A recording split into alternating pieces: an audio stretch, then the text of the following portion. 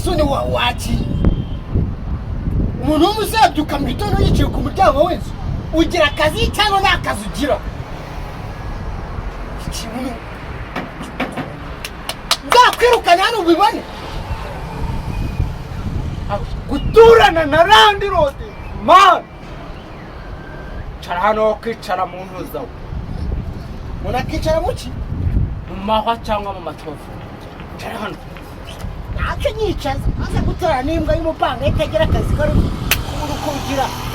ni wowe ukagira buri gihe uruza kunguza amafaranga wo kwaguza noza ugira akazi wowe noza naguba umutungo wanjye inzu yanjye uzi ko yiberamo umuntu rero mfite uburenganzira bwo kwishyuza mu gitanda saa sita nimugoroba igikoma uteke tukagisangira ase nta mugore ugira oka nyiramakibiri wanjye bajyagiye aho mu nzu wamaheruwe ko kimeze gusa agengira ngura bukantera isesemi ngete numva nawe nategushyiramo hariya muri la toilette kuresha nakwica hano ni wanjye kumena walayi urane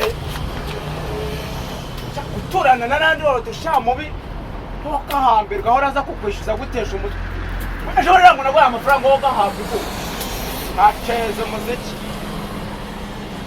yewe uragahabwe bitovu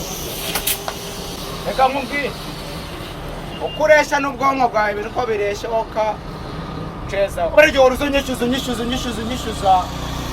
cura amafaranga oka